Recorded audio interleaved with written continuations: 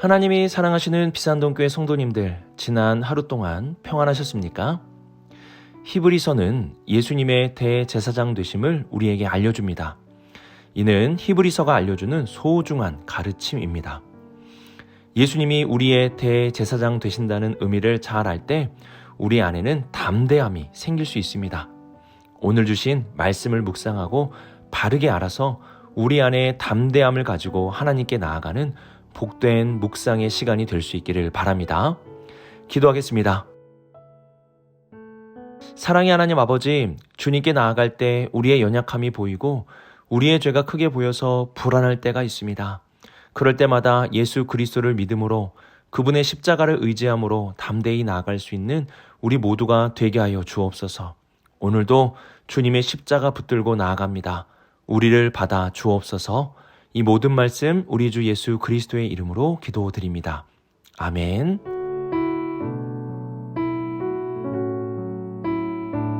오늘 우리에게 주시는 하나님의 말씀은 히브리서 4장 14절부터 5장 10절까지 말씀입니다.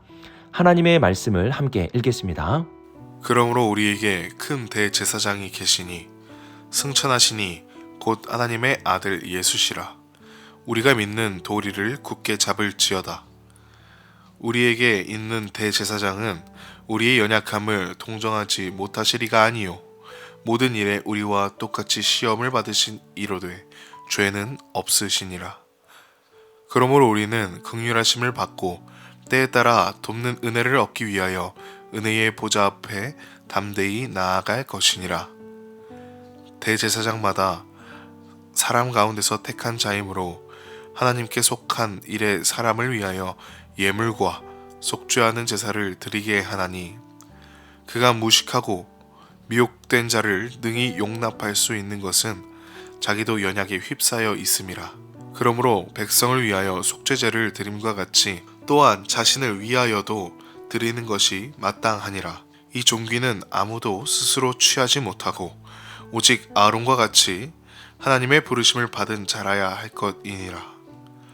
또한 이와 같이 그리스도께서 대제사장 되심도 스스로 영광을 취하심이 아니요 오직 말씀하시니가 그에게 이르시되 너는 내 아들이니 내가 오늘 너를 낳았다 하셨고 또한 이와 같이 다른 데서 말씀하시되 내가 영원히 멜기세덱의 반차를 따르는 제사장이라 하셨으니 그는 육체에 계실 때에 자기를 죽음에서 능히 구원하실 이에게 심한 통곡과 눈물로 간구와 소원을 올렸고 그의 경건하심으로 말미암아 들으심을 얻었느니라. 그가 아들이시면서도 받으신 고난으로 순종함을 배워서 온전하게 되셨은즉 자기에게 순종하는 모든 자에게 영원한 구원의 근원이 되시고 하나님께 멜기세덱의 반차를 따른 대제사장이라 칭하심을 받으셨느니라. 아멘.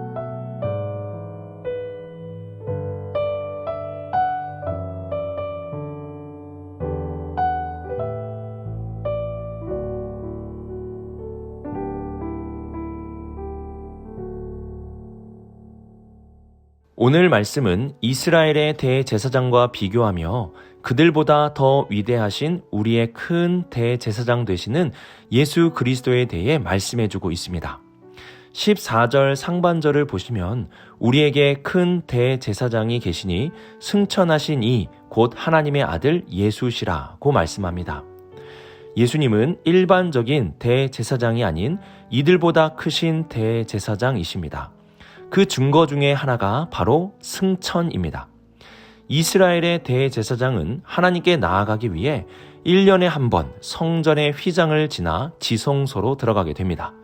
하지만 우리의 큰 대제사장 되시는 예수 그리스도는 하나님의 보좌가 있는 하늘에 직접 올라가신 분이십니다. 하나님께 나아가는데 막아서는 휘장이 없고 이 땅에 있는 하나님의 임재의 장소가 아닌 하늘에 직접 올라가 하나님 우편에 계시는 분이 바로 우리의 대제사장 예수 그리스도이십니다. 히브리서의 저자는 14절 하반절에 우리가 믿는 도리를 굳게 잡을지어다 라고 권면합니다. 대제사장의 역할은 하나님과 이스라엘 백성 간의 중재자가 되는 것입니다. 하나님과 사람을 이어주는 역할이 바로 대제사장입니다. 이스라엘 백성들은 당시 대제사장을 통하여서 성전 앞에서 하나님께 나아갔습니다. 우리는 그들보다 더 큰 대제사장 예수 그리스도를 통해 직접 하나님의 임재 안에 나아갈 수 있게 되었습니다. 우리는 예수님을 통해 하나님의 보좌에 나아가고 하나님의 아들이신 예수님과 같이 하나님을 아버지라 부르며 나아갈 수 있게 되었습니다. 바로 이것을 우리가 굳게 잡아야 하는 것입니다. 또한 15절을 보시면 우리에게 있는 대제사장은 우리의 연약함을 동정하지 못하실 이가 아니요 모든 일에 우리와 똑같은 시험을 받으신 이로되 죄는 없으시니라고 말씀합니다. 예수님은 이스라엘의 대제사장과 비교할 수 없을 만큼 큰 대제사장이십니다. 그분은 하늘에 오르실 만큼 높으신 분이십니다. 하지만 그렇게 높으신 분이라고 하여 우리의 연약함을 동정하지 못하시는 분은 아닙니다. 그분은 이 땅에 오셨고 우리와 똑같이 시험을 받으셨습니다. 여기서 시험은 유혹을 의미합니다. 그분은 이 땅에서 우리와 같은 유혹을 받으셨습니다. 그러나 그 많은 유혹에 넘어가지 않으신 분이십니다. 예수님은 유혹에 노출되셨지만 그 유혹에 넘어가 죄를 범하지는 않으셨습니다. 예수님은 크고 높으신 대제사장이십니다. 그분의 높으심은 우리를 높으신 하나님께 인도하시기 위함입니다. 또한 예수님은 낮고 낮은 우리와 같은 사람이 되셨습니다. 이는 우리의 연약함을 아시고 우리가 받는 유혹에서 벗어나도록 도와주시기 위함입니다. 이러한 예수 그리스도를 굳게 잡으며 16절 말씀에서는 아주 중요한 권면을 우리에게 해주고 있습니다. 그러므로 우리는 긍휼하심을 받고 때를 따라 돕는 은혜를 얻기 위하여 은혜의 보좌 앞에 담대히 나아갈 것이니라. 우리는 긍휼하심을 예수 그리스도 안에서 받았습니다. 우리의 연약함을 그분은 아시고 긍휼히 여겨주십니다. 그리고 때를 따라 돕는 은혜를 베풀어 주십니다. 때를 따라 베푸시기에 그분의 돕는 은혜는 한정적이지 않습니다. 때마다 우리에게 베풀어 주시는 것입니다. 그리고 우리가 나아가는 하나님의 보좌는 은혜의 보좌입니다. 그분은 우리의 연약함을 은혜로 받아주시고 도와주십니다.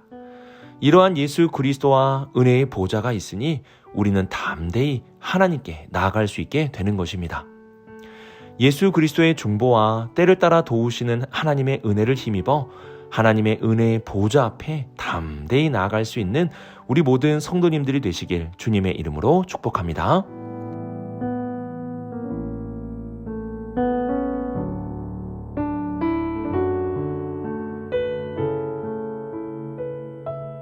(5장) 1절부터 4절까지는 아론의 계열에 따라 생겨난 이스라엘의 대제사장들의 모습을 보여줍니다. 아론은 모세의 형으로 하나님께서 이스라엘을 위해서 세우신 초대의 대제사장이고 이스라엘은 이후로 아론의 자손들이 대제사장의 직임을 맡아 사역을 하게 되었습니다. 이들은 사람 가운데 하나님께서 택하신 자들이었습니다. 그리고 이스라엘 백성들을 위하여 예물과 속죄를 하는 제사를 드렸습니다. 이들은 이스라엘의 미혹된 자와 무식한 자들을 용납할 수는 있었지만 자신도 연약함 속에 있었습니다. 그래서 3절에 이렇게 말씀합니다. 그러므로 백성을 위하여 속죄제를 드림과 같이 또한 자신을 위하여도 드리는 것이 마땅하니라. 대제사장도 자신의 연약함과 죄를 위한 제사가 필요했다는 것입니다. 4절에서는 이러한 자들이 바로 아론과 같이 하나님의 부르심을 받은 자라야 할 것이라고 말씀합니다. 아론의 계열을 따라 생겨난 이스라엘의 대제사장들을 가리키고 있음을 알려줍니다. 5절부터는 아론의 계열에서 난 이스라엘의 대제사장과 비교하며 더 위대하신 우리의 대제사장 예수 그리스도에 대해서 알려줍니다. 우선 5절을 보시면 이와 같이 라고 말씀하며 이스라엘의 대제사장의 역할이 예수님에게도 나타남을 말씀합니다. 그 중에 하나가 바로 하나님의 택하심입니다.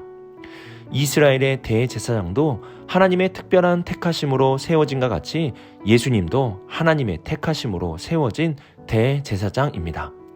하지만 예수님은 종으로서 세워진 것이 아니라 아들로서 세워졌다는 것을 기억해야 됩니다.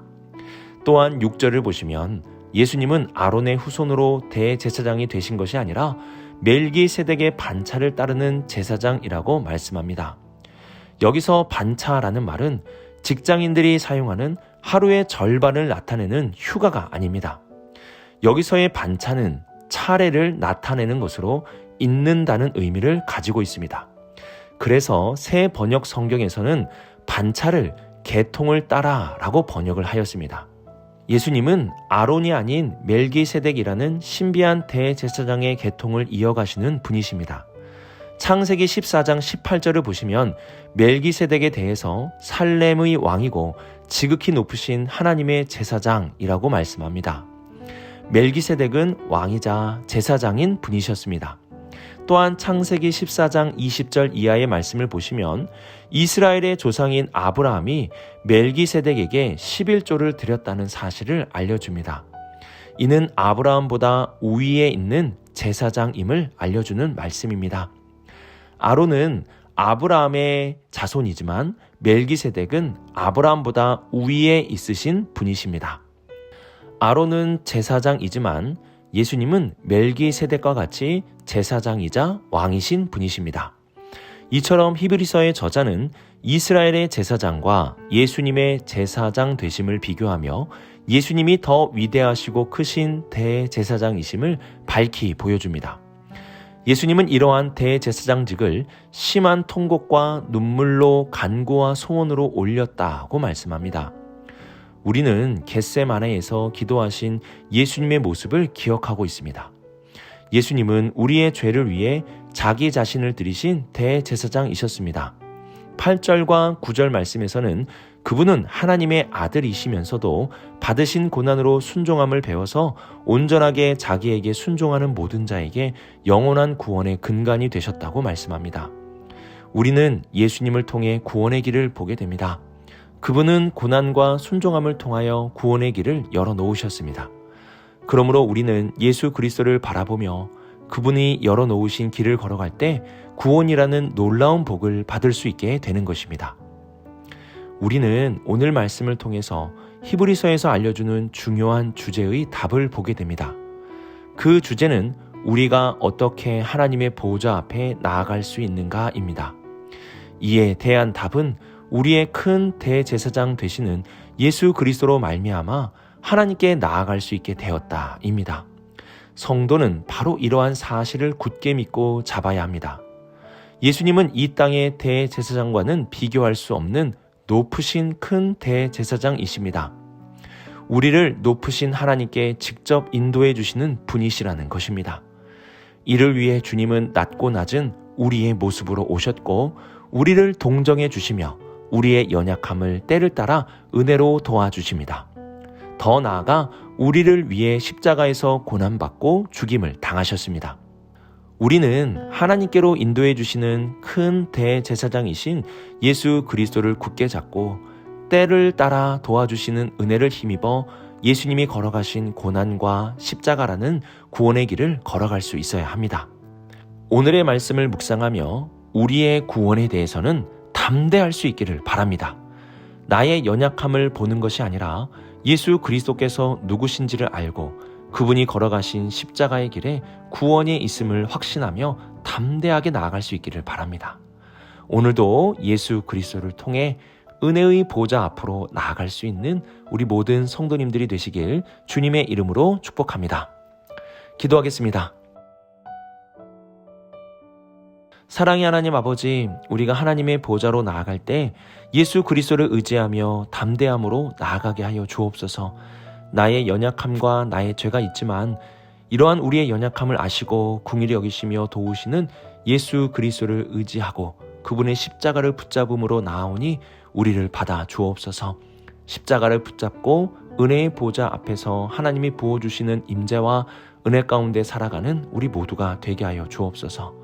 이 모든 말씀 우리의 대제사장 되시는 하나님의 아들 우리 주 예수 그리스도의 이름으로 기도드립니다. 아멘.